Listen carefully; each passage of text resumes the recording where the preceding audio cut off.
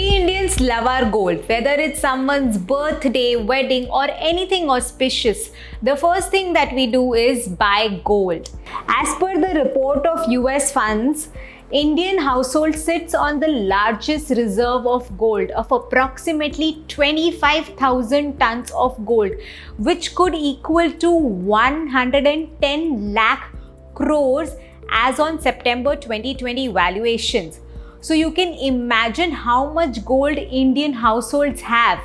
Well, to give you a perspective, USA government has the largest reserve of gold and they only have 8,000 tons of gold. And Indian government has around 650 tons of gold. So you can imagine how much gold we Indians put together have. We always prefer to invest or buy gold because it is very convenient. This is something that's spoken to at our homes. But let's go back to the risk pyramid that we've discussed so far and see where gold stands in the pyramid. Cash is at the base, debt forms the foundation, and on top of it we have gold. So gold is clearly slightly riskier and gives a higher return than other debt products. Don't forget, high risk, high returns. In this session, we are going to discuss what is this risk and return of gold, what are the various options you have to invest in gold, and what are the factors that you should consider before selecting the right option and whether you should go for gold or not. We've already established as per our risk pyramid that gold is riskier than debt, and because it's riskier, it gives us a higher return. So the return or the average return in the past 10 years that one would have earned in gold is approximately 8 to 9%. I'm sure you must be wondering that in the past 1 year, gold has given such fantastic returns, and how is it possible that gold is giving only 8 to 9% return? Let's look at the past 10 years return chart of gold to understand this in a better manner. As you can see, this gold rates over the last 10 years, you will see that there are two things that's happening in the chart. One, the gold prices have changed over a period of time. You can see that from 2010 to 2012, it went up, and then there was a slight fall in 2015, and again from there it has gradually increased up to 2019, and after 2019 there has been a sharp upward in gold prices in 2020. So yes, your gold is risky because the prices of the gold keeps changing. Because there has been no significant change in the price of gold from 2012 to 2019, and the change has only been in the past 1 year, on an average, gold has given us a return of 8 to 9%. Guys, a return of 8 to 9% is also not bad, and gold works as a great hedge against the equity. So whenever there is volatility in the equity markets, people go and invest their money in gold. It works as a safe haven for them, and that is the reason when in 2019 equity markets were very turbulent, gold prices kept increasing. There are many other reasons for this. We shall keep discussing that in today's session. So let's move on to our next discussion. What are the ways to invest in gold? There is physical gold and paper gold. Let's get started with physical gold, that is gold jewelry. Generally, we buy gold jewelry for our personal use, and hence it is considered as a personal asset and not really an investment asset. Well, when it comes to buying gold jewelry, we have some of major chains like Kalyan, Tanishq, and we also have our neighborhood jewelers like Setia or Manubai. I'm sure you would also have a family jeweler, a person from where your parents have been buying jewelry since ages. There's one thing to note, that when you buy physical gold, the jewelry that you get, you are paying making charges and GST. So if you are paying 28,000 rupees for a chain, around 7,000 rupees is getting cut as making charges and GST, and you're only getting gold worth rupees 21,000. So the difference is what the charges you are paying for getting that jewelry. There are two main concerns with physical gold. One is how to check the purity of the gold, that is how pure is the gold, and second is to check the authenticity of the jewelry that you've bought. So there are three purity of golds that are generally available in the market: 24 karat gold, 22 karat gold and 18 karat gold. 24 karat gold is 99.5% pure and as per September 2020 valuations, gold was priced as 53,295, whereas 22 karat gold is 91.67% pure. Because the purity is less here, the gold price of 22 karat gold was around 50,300 rupees as on September 2020. And when we calculated the price of 18 karat gold, which is 75% pure, the gold price was 41,154. Well, as the carat of the gold kept reducing, the price for the gold also reduced because the gold quantity in it reduced and the alloy quantity increased. Products made out of 24 karat gold would be too brittle, and hence when you're making jewelry out of gold, generally a little bit of alloy is mixed in it. There used to be some generic concerns with people about the authenticity of the gold. Like you never knew if your jeweler was actually giving you the 22 karat gold that he promised, and hence to check the authenticity of the gold, now there are certain hallmarks on every jewelry that you buy, and you must check that before you finalize your purchase. As you can see, there are 4 marks. One is your Bureau of Indian Standards mark or the BIS logo mark. Second is the purity of the gold mark, which is 22 karat generally or could be 18 karat. Then it's the ASEAN Hallmarking Center's logo. And the last thing is your jeweler's identification mark, so that you remember that you bought jewelry from this person. So as a practice, next time when you go to buy jewelry, just check if all the authenticity marks are there on the jewelry or not. Moving forward, let's learn to compute the cost of your jewelry. I'm sure you would have seen your jeweler making some marks on a sheet of paper and giving you that this is the price of the gold, and you must be wondering that how did he arrive at that price? It's very simple. So like currently, as on September 2020, your 22 karat gold was priced at 50,300 for 10 grams. So we arrive at per gram weight, which is 5,030. We are buying a gold chain which is for 4.17 grams. We multiply the two and we see that the price of gold that we are paying for this is 20,975 rupees. On this, making charges are added. Now, making charges is the place where jeweler generally makes his money, and it varies from jeweler to jeweler. As per current market standards, making charges range from 1,000 to 2,000 rupees per gram. So we've considered 1,500 rupees per gram. Multiply that by 4.17 grams, we get 6255 plus 3% charges, which is 816. So the final price of the jewelry or the gold chain that you have to pay is 28,046, and that's exactly what Arjun did.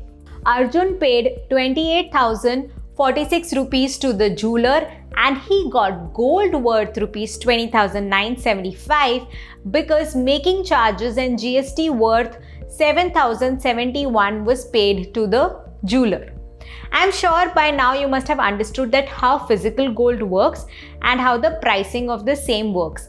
Now, the second thing which is very popular amongst people when it comes to buying jewelry is gold saving scheme. It's basically a way of saving monthly with a jeweler a certain amount, and at the end of the tenure you go and buy jewelry worth the total amount that is accumulated with the jeweler. So basically you deposit a fixed amount monthly with the jeweler, and then after the tenure you either get a bonus or a gift from the jeweler as an incentive to deposit that money monthly with him, and at the end of the term you buy gold of the deposit amount and the bonus amount put together from the same jeweler.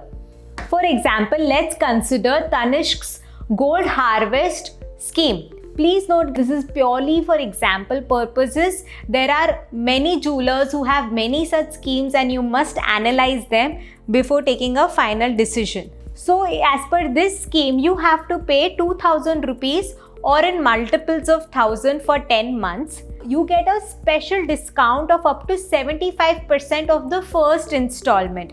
So basically you get a bonus of 1,500 rupees because you've paid 2,000 rupees per month for 10 months. So at the end of 10 months, you get gold worth 21,500 rupees by paying 20,000 rupees. So you can own a Tanishq jewelry for 21,500. One very important thing to note here is that generally such schemes can be used at the same jeweler where you've started this scheme. So you cannot encash this scheme from the jeweler, and the price that you get is for the jewelry, including making charges and GST, and not just for the gold. So it's very important that you read such fine prints before finalizing your gold harvest scheme or any such schemes for your gold investments or purchases. Now next up in physical gold is gold coins. If you don't want to buy physical jewelry but still want to own gold in physical form, then gold coins are the way to go for. In fact, for weddings and other auspicious events, we Indians generally tend to gift gold coins, right? So yes, gold coins are pretty popular. When Arjun went to Kalyan Jewelers to buy gold coins, he paid 6,100 rupees, but he got gold worth 5,300 rupees only because 800 rupees was paid towards making and GST charges. So yes, there are certain charges that you have to pay for gold coins as well. They may not be as high as what you pay for your jewelry, but they are still very much existent. So there are certain things that you must check for before buying gold coins. You must check that the purity of the gold coins, it should generally be 24 karat. Check for the hallmarking on the gold coin, your BIS logo, purity in carat, identification mark and logo of Asai and hallmarking. Everything that we just discussed. Packaging that you must check for. So generally gold coins come in tamper-proof packing. So counterfeiting and fraud is not possible. So just ensure that that entire packing is solid proof. Generally, gold coins are available in denominations from 0.5 grams to 50 grams. So you can, buy in variable grams, and there are making charges payable on it, which could range from anywhere between 8 to 16%. Traditionally, we Indians have definitely invested majorly in physical gold, whether it's in form of jewelry, coins, or even biscuits.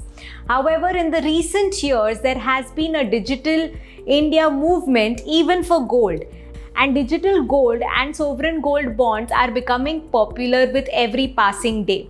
So let's discuss what are these paper gold options that you have. So under paper gold, the first thing that we'll discuss about is digital gold. Digital gold is the gold that you can buy using your payment wallets such as Paytm, PhonePe, and you can even buy it from certain websites such as Gold Rush or Stock Holding. In fact, you can buy as little as 0.001 gram of gold or gold worth ₹1.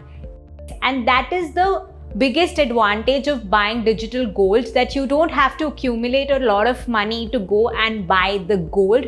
You can start with smaller denominations and whatever saving you have. So how does digital gold work? Basically, when you buy gold using your apps like PhonePe or Paytm, they eventually buy physical gold of that much value and store it with a vault.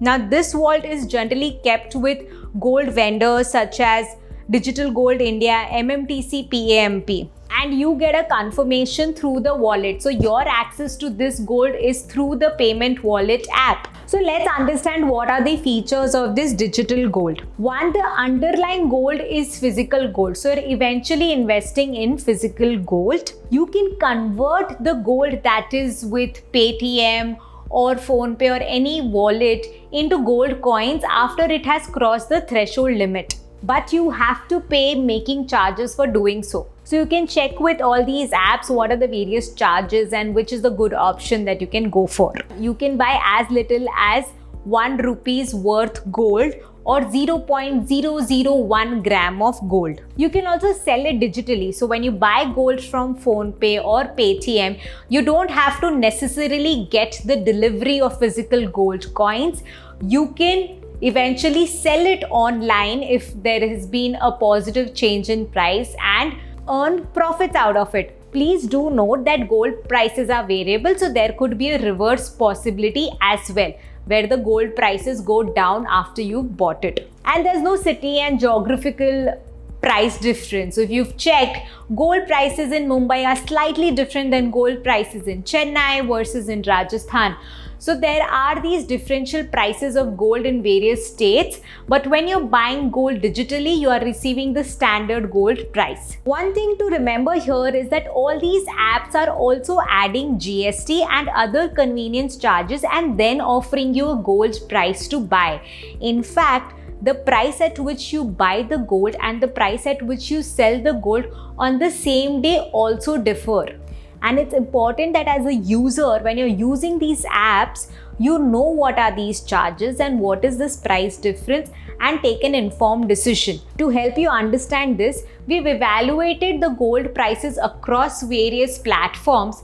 As you can see that across the platform, Google, Paytm, Amazon Pay, Phone Pay, firstly, they all have a tie-up with different vendors. So you can see that the buy price varies across, where Google has a buy price of 53,476, PhonePe has a buy price of 53,218. So the prices vary across the platform. On top of it, GST is levied. So you can see that on the same day, there is a huge difference between buying and a selling price, where buying price is higher than your selling price. So if you intend to buy gold and sell it on the same day, you may be at a loss. One very important thing to consider when you're buying or selling gold using these digital gold apps is that you're paying that extra for the convenience to buy gold for smaller denomination from the comfort of your home. So what are the investment proof of digital gold?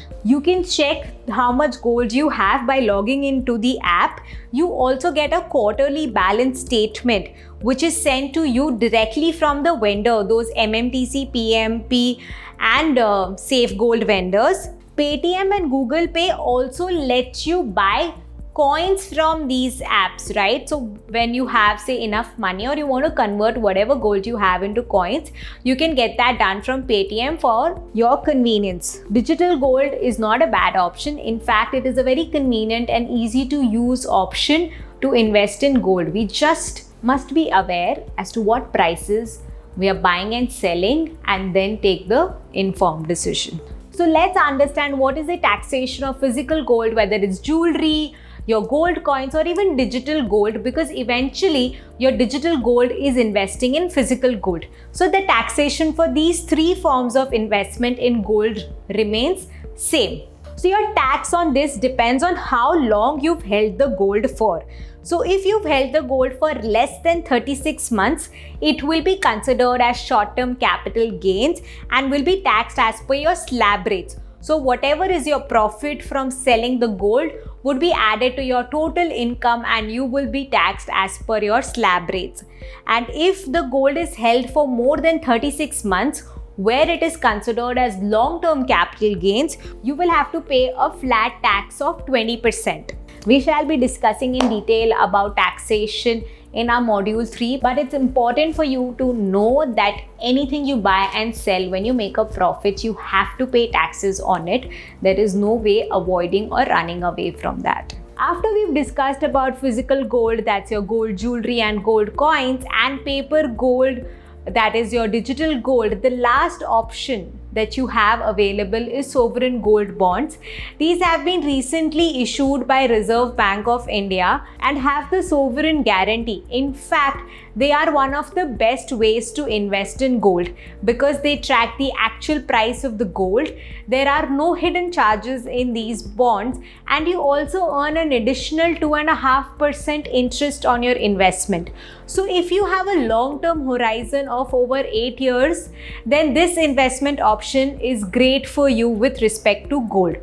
So what are the features of this sovereign gold bond? Starting with how much investment can you make? Well, you can make a minimum investment of 1 gram to up to 4 kgs of sovereign gold bond. So when you buy sovereign gold bond, you get the bond paper. There is no physical gold that you receive in exchange of this bond, but the pricing and everything is determined based on the underlying value of gold.